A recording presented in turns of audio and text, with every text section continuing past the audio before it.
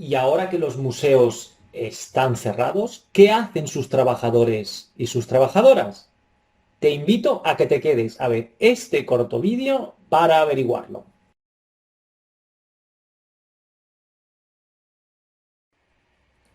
Hola, muy buenas. Soy Vicent Vicedo, conservador de paleontología del Museo de Ciencias Naturales de Barcelona.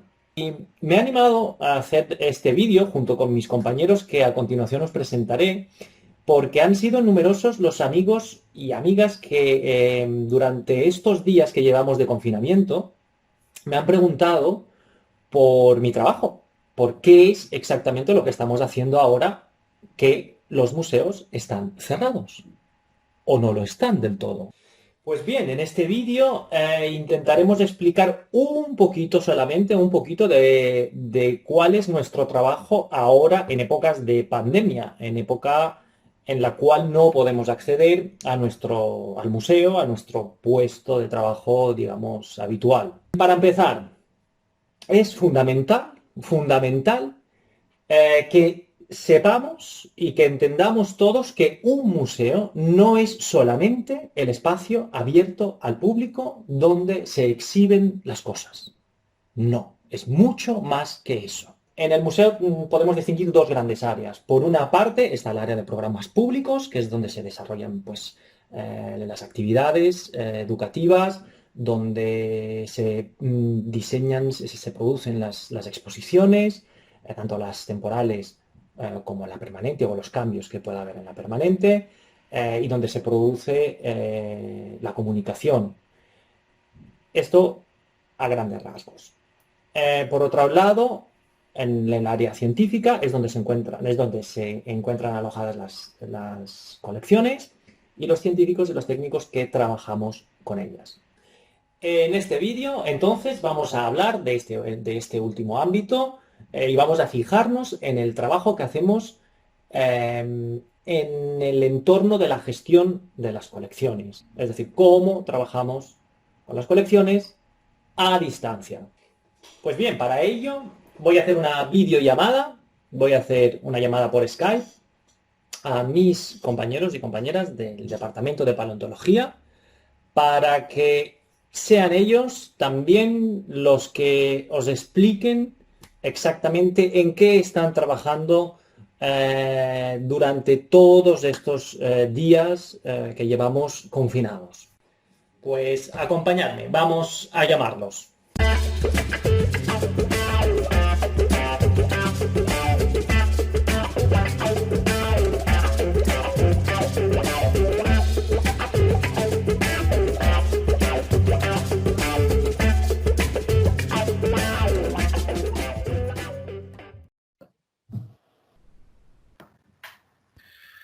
Bueno, pues aquí estamos con los compañeros y con la compañera del Departamento de Paleontología del Museo de Ciencias Naturales de Barcelona.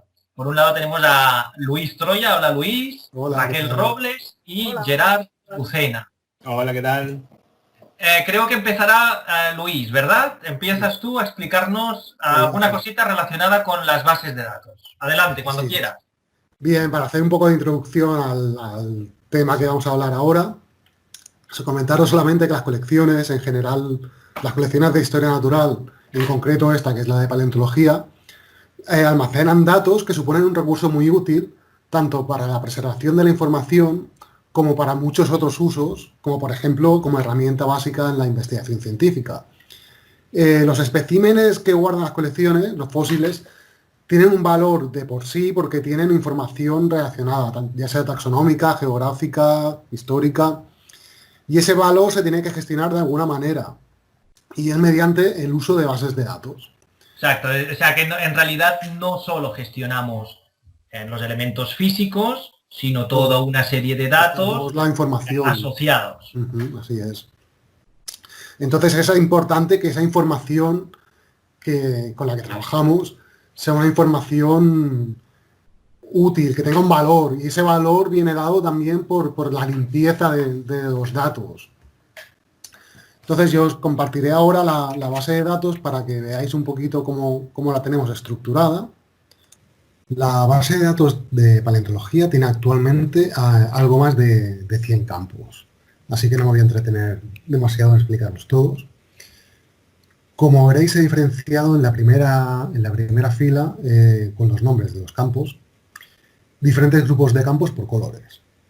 Los primeros en naranja hacen referencia al número de registro en esta columna, y así como a otros números asociados, como el número de campo, información como la colección a la que pertenece el registro, la ubicación en los fondos del museo.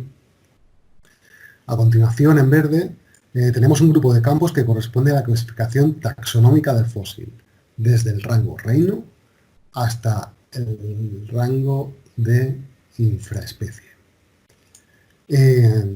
Para cada nivel tenemos un campo para indicar la autoría correspondiente. Tenemos después los campos con la información geográfica de proveniencia del espécimen. Todo desglosado desde la localidad hasta el nivel de continente. Incluyendo los datos GPS si están disponibles también. Le siguen los campos que agrupan la información geológica, como la edad, así como otros datos estratigráficos varios. Bien, después tenemos una serie de campos que reúnen todo tipo de datos documentales, como pueden ser las indicaciones del estatus nomenclatural para los tipos, si han sido figurados, además de un campo para referencias bibliográficas en esos casos. También tenemos un campo para indicar descripciones, datos sobre préstamos, sobre revisiones, información sobre la recolección, ingreso, el registro, así como otras notas varias. Bien, es importante para garantizar la calidad de estos datos tener toda la documentación, toda la información bien documentada y depurada, al menos en la medida de lo posible. Para esto, la depuración o limpieza de datos es uno de los trabajos que estamos realizando con más intensidad estos días. La limpieza de datos consiste básicamente en la detección y corrección de errores. Bien, nuestra compañera Raquel Robles nos enseñará ahora algunos ejemplos de los trabajos de depuración que estamos realizando. Nos hablará de dos casos concretos, ¿verdad? Que se hacen en la depuración de los campos. Tenemos el día a día de la depuración, exacto. En mi caso os explicaré algunos de los errores que nos encontramos al hacer la depuración de la base de datos. A grandes rasgos tenemos dos grupos de errores, uno de compleción, donde los campos pueden estar vacíos o parcialmente completos, y otros son los errores tipográficos. Para ello me centraré en los campos que corresponden a los datos taxonómicos, por ejemplo, de género hasta especie, con sus respectivas autorías. Y lo primero que podemos observar a simple vista es que hay una serie de campos que están coloreados. Esto marca los errores que hemos encontrado en este ejemplo para la base de datos. En el caso de las líneas de registro de la especie Aquelata, Equinata y, por último, Panzicostata, observamos que la autoría está vacía, el campo está vacío. Se tiene que completar con la información que hay añadida ya en otros campos. Esto sería un error de compleción y se debería completar. Otro error es el de uniformidad, es decir, que tenemos la información pero no concuerda. Es el caso de Aquelata, donde en la autoría tenemos una Lamarck y la otra línea. Hay una duplicidad en la autoría, por lo tanto, nos da una información que no es correcta. Esto se debe corregir con la información correcta y completar. Otro caso es el de los errores tipográficos o también las abreviaturas incorrectas. En el caso de la especie Panzicostata, observamos que en la línea de registro superior hay una U en vez de una N, es decir, Paucicostata y Panzicostata. Es un error de transcripción y se debería corregir y completar con el nombre correcto. En el caso también de las abreviaturas, vemos en las autorías que hay abreviaturas de diferentes maneras y algunas con el año de la autoría y otras sin el año de la autoría. Todo esto se tiene que homogeneizar para que la información sea única para ese dato.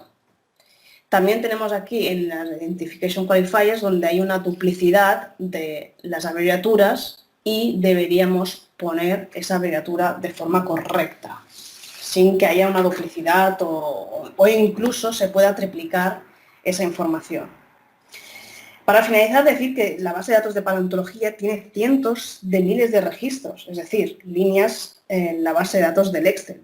Hacer todo este análisis que hemos observado aquí, con estas líneas de registro, con más de un centenar de campos, pues esto supone un trabajo muy grande y laborioso, simplemente hacer hincapié en todo esto, que no es fácil hacer toda esta labor.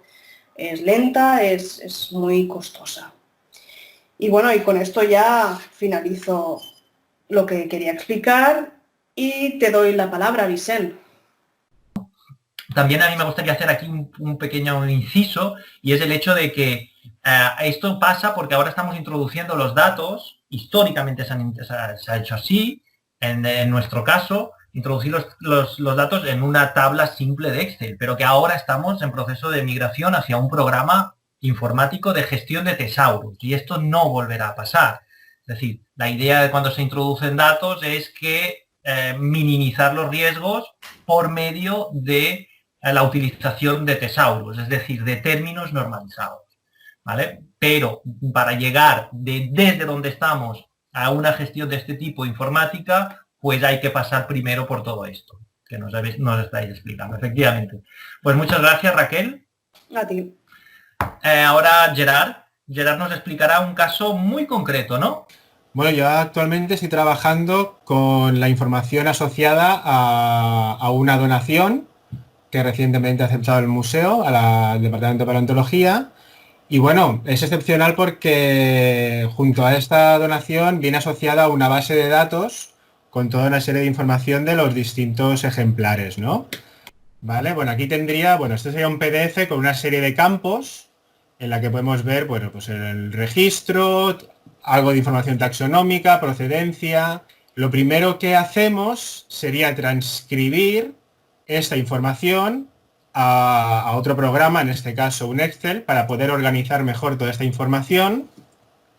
Y luego, una vez tenemos toda esta información homogenizada, la tenemos depurada, pues sería ampliar la información siempre que se pueda, ¿no? Como os ha enseñado Luis y Raquel, se trabaja normalmente con tablas Excel para organizar mejor esta información. Y bueno, actualmente el Departamento de Paleontología, estas tablas tienen más de 100 campos, ¿no? En este caso, la base de datos o la información que nos han pasado de esta colección tiene solamente 11 o 12 campos. Pues primero hay que ampliar toda esta información, rellenar los campos vacíos siempre que se pueda y luego incorporar toda esta información a la base de datos que tiene el Departamento de Paleontología. Bueno, como ha dicho Gerard, esto es una cosa excepcional, porque habitualmente las donaciones no llegan con una base de datos. Base de datos en este caso no, era un PDF que se ha podido transcribir o pasar a un Excel, a una tabla simple, no sé si una base de datos, ¿no? Pero bueno, digamos que datos informatizados. Eso no siempre ocurre. Muchas veces, de hecho, lo más habitual es que nos llegue material evidentemente con información, porque si no, no aceptamos las colecciones, tiene que tener, los especímenes tienen que tener información asociada, pero es muy raro que venga acompañada con algo informatizado. Yo creo que hemos dado una pincelada muy rápida a todo lo que es el inmenso trabajo que estamos haciendo, porque como hemos dicho ya, pues son bases de datos, o en este caso una tabla Excel muy larga, muy completa, y pues es una cosa que requiere de muchísimo tiempo. Vale la pena destacar que a todo esto se une las nuevas colecciones, como ha hablado el Gerard, es decir, que no solo queda el trabajo de depuración de lo que ya tenemos, sino de lo que constantemente va entrando en la colección, o bien por donaciones o bien por la recolección que hacemos nosotros, el equipo científico, cuando hacemos salidas de campo, ¿no? Pues bueno, no sé si queréis comentar algo más. Bueno, yo más que nada decir también que nos ha comentado que todo esto, dentro de todo el conjunto de cosas importantes de los datos, y es el hecho de que estos datos el objetivo es que estén disponibles también en internet y se puedan consultar. O sea que al final tienen una utilidad también, ¿no? O sea, bueno, efectivamente que trabajamos, las colecciones sirven para algo. Eso quizá valdrá la pena, Luis, ya que tocas este tema, sí. que en un momento determinado hagamos otro vídeo explicando un poquito las aplicaciones de todo esto, ¿no? Vale, pues eso es todo, ¿no, amigos? Pues nada, un abrazo, a seguir trabajando duro y nos vemos en el próximo vídeo. ¡Chao! Chao. Chao. Adiós.